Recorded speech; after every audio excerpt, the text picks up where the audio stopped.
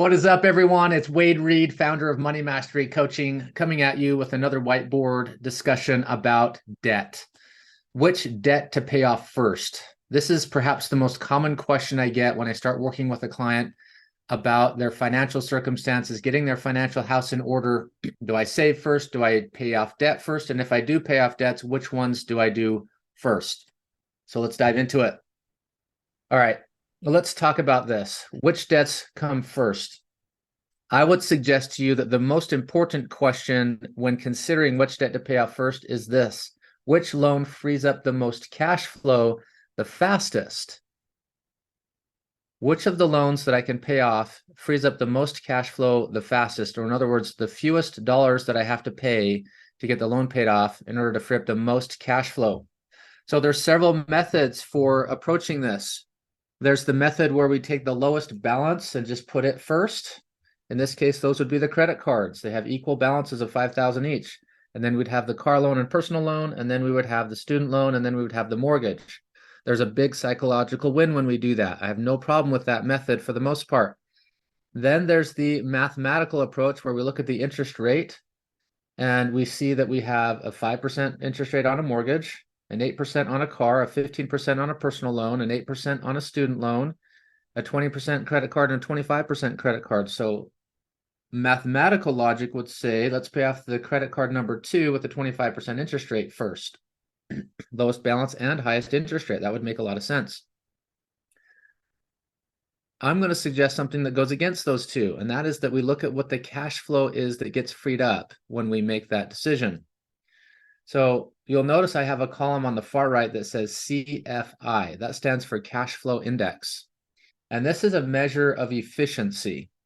How efficient is the loan payment that I'm making compared to the balance that I have taken on, the loan that I have taken on? Notice a high number on a mortgage and a low number on the personal loan, a 29. So let's highlight those.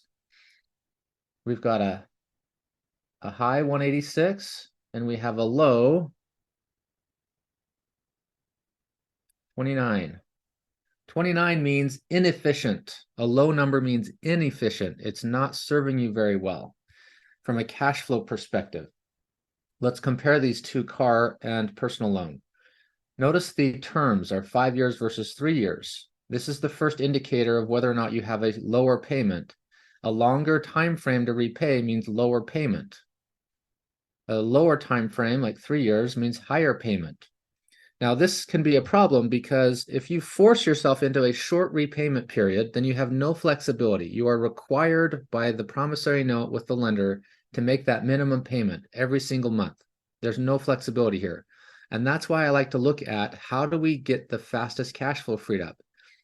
A low cash flow index number means we free up more cash per dollar invested in paying off that loan than any other loan. So a car loan versus a personal loan frees up $346 versus $202. That's easy to see. Well, what's the implication of that? 346.65 minus 202.76. $143 a month. I mean, that's decent. Oftentimes on a monthly basis, it doesn't feel like as much as it could. Sometimes people go, well, I'm only freeing up so much. What's the big deal? Well, let's multiply it out by 12 months to get the annual. So we've got $1,700. Now that seems a little more meaningful, right? That's a decent trip somewhere. What about if we can do that consistently for 10 years? Now we've got $17,000 back in our pocket. We have to think about the long game here. What is the value of that cash flow that gets freed up faster, growing in our bank account, making it so we can invest in things that we want to invest in, get the trip that we want to take, give generously, whatever our purposes are. The more cash flow we have, the more we can do that more quickly. So here's the minimum requirement when we look at which loan to pay off first. It's the loan balance over the loan payment. The loan balance divided by the loan payment is how we calculate that cash flow index number. And the lower the number, the faster we pay it off. So this is the mortgage, $300,000 outstanding, a monthly payment of $1,610.46 is a cash flow index number of 186. That's the last loan I'm going to pay off in this method. The second to last one is going to be the student loan.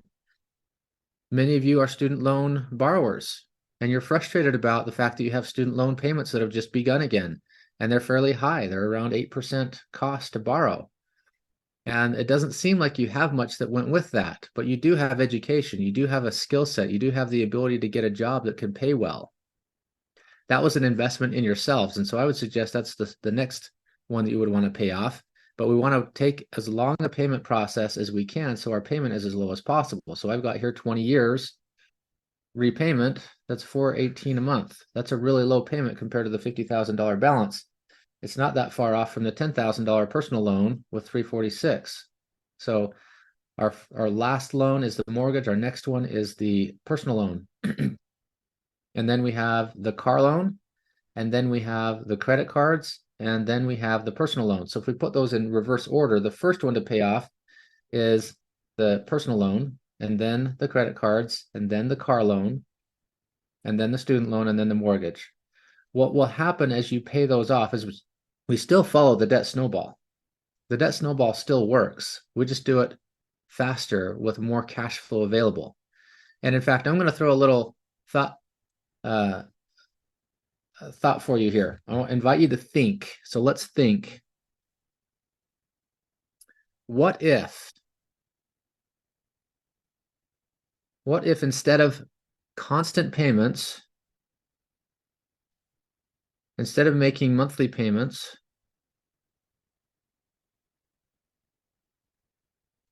let's call it extra payments. What if we stop making extra payments and instead we save? Take that freed up $143 a month by paying off that first loan and save it in a bank account. At the end of that time, you'll have $1,726, I think it was, in savings. And then a year later, you'll double that. And a year later, you'll double that. And as you have your emergency fund built up, and then you have extra above that, then in lump sums, I would really encourage you to practice this because it's safer. Build up your savings first. Build up your savings first and then pay off your loans in full when you're ready to, rather than incremental monthly payments over time. This will allow you to have more cash available should an emergency arise, should a right investment come along, should the giving opportunity you've been waiting for come along, a family member needs some support, you have the ability to do that without having to go back to credit cards. If we don't have sufficient in savings, then we end up going backward. So first of all, build up a savings. Second of all, make it above 3 months of your living expenses. And once it's above that, then you can use that as lump sums become available to pay off these loans quickly. So then hit the credit card, hit the other credit card, free up that $150 or $125 and $125, and then add that to the mix. And then do it again. And we create the snowball of savings, and then we're in the habit of saving. This is one of the things I see as a problem is once you pay off loans, oftentimes you typically just spend that money. But if you have the habit of saving all that money first and then only deliberately paying off in lump sums the next loan, you'll be able to be in the habit of saving after that last loan's paid off and continue to accelerate your wealth creation and retirement planning. Boom. Hope you like that. We'll see you on the next one.